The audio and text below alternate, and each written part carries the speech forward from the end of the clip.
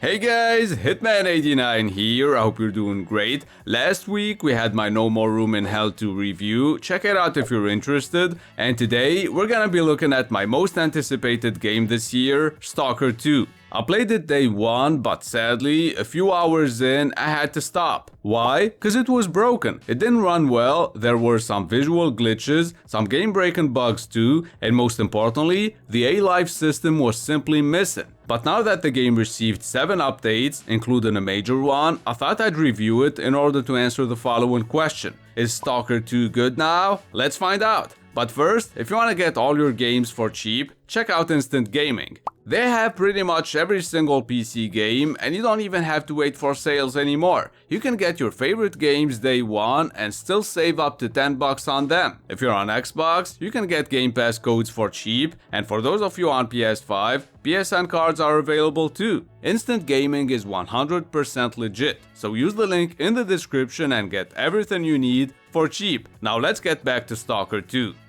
One of the reasons why I decided to stop playing and wait for the devs to fix their game is the fact enemies used to spawn right behind you. First time this shit happened to me, I didn't really pay attention, but later on, I was going crazy, so I made sure there were no enemies in the area, and yet, the game still spawned a whole squad right behind me. Speaking of which, I might be a pussy, but tell me this shit ain't scary.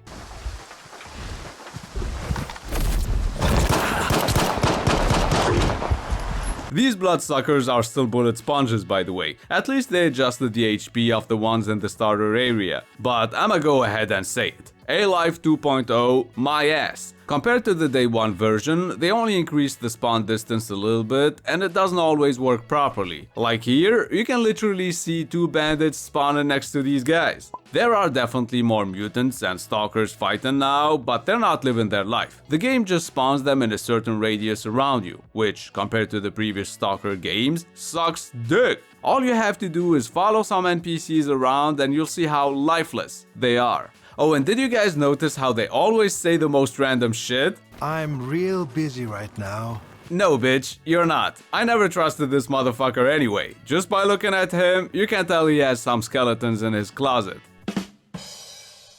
I'll stop with the shitty jokes, but seriously, the NPCs don't make any sense. Check this out. Alright, we ain't done yet. I've got a job for you, Stalker. Hi there.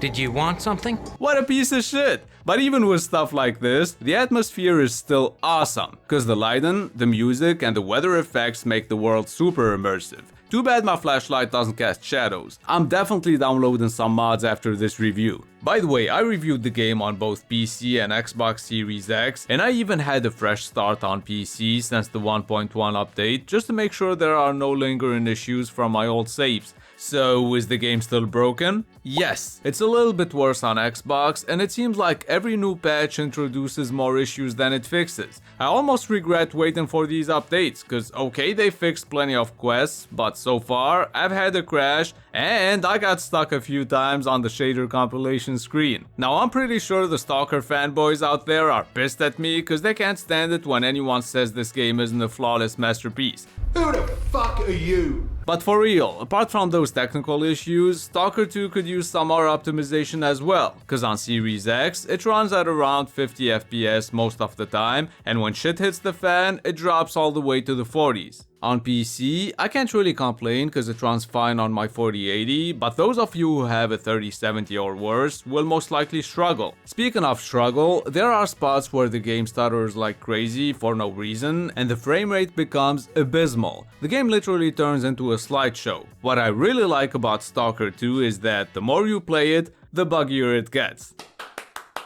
Most of the bugs I had were just funny and they only affected the immersion, like these broken animations. This one's my favorite. But there are many bugged quests, and let me tell you something, those bugs aren't funny. For example, when I finished this side quest, instead of getting an artifact and some money, I got the middle finger. Chatting to you lot gives me a bloody headache. You sure it's not the push-up animation that gave you a headache, bro? On the bright side, the combat feels great. Landing headshots and taking out an entire squad in a few seconds is satisfying as fuck. Wasting 2 mags on a mutant isn't fun though, but somehow, that's not as terrible as the AI. You just gotta camp a good spot, take out the dude, wait a little bit, and observe his teammates' behavior. It's hilarious, and sometimes it can be a little creepy too. If you happen to be at a vantage point and you have a sniper rifle or anything with a scope on it, even better, cause you'll easily be able to see how confused the enemies are. They just keep running in circles, going back and forth for no reason. Another thing that doesn't make any sense is that Stalker 2 is a hardcore game, but there is food, bandages, and medkits everywhere. It's too abundant and it makes the game considerably easier. Oh, and I can't be the only one to pick up everything I see and walk around encumbered all the time instead of just dropping some loot, right? Tell me in the comments if you also do that. I mean, when you see how much it costs to repair your gear in this game, you can't really blame me for developing a hoarding disorder. Well, do as you please. Watch your head. Stalker 2 has its flaws. I think I highlighted them enough in this review, but there is something about it. I don't know if it's the immersive atmosphere or the intense combat, but I found it addictive and really enjoyable to play. A lot of Eurojank games have this appeal, and that's why I love them. In my opinion, Richter perfectly described the game when he said, "It was a pretty shitty ride, but we had a hell of a time." I love exploring this world. There is even some platforming involved, cause to get certain stashes, you have to jump around and figure out a way to reach them, which makes exploration both fun and rewarding, so it's a win-win. You better remember my name, cause I'm gonna be a freaking legend one day.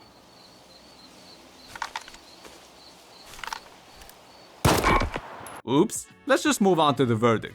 If you're an OG Stalker fan, then some of Stalker 2's missing features might disappoint you. The technical issues will also prevent some people from enjoying the game properly, but in my case, they didn't. I found Stalker 2 beautiful, addictive, and incredibly fun to play. That's why I'm giving it an 8 out of 10. With some more major updates, this could easily be a 9. So if you don't know whether you should buy Stalker 2 right now or not, in my opinion, even in its current state, it's worth every penny. And if somebody got you this game for Christmas, you're a lucky motherfucker, cause they truly love you and they have good taste. If you made it this far, thank you, I appreciate you. And since you're here, let me tell you about the monthly giveaway we're having. Instant Gaming is offering you guys a chance to win a game of your choice. There's a link in the description that says giveaway, click it and it'll take you to the giveaway page. From there, you just have to click participate and you're in. Good luck! This will be my last video this year, so happy holidays and happy new year in advance. It's been Hitman89, have a good one.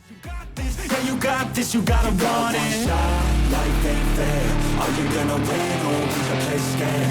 I will not stop, I am prepared to get to the top, yeah, you must beware. Got 'em like, hey.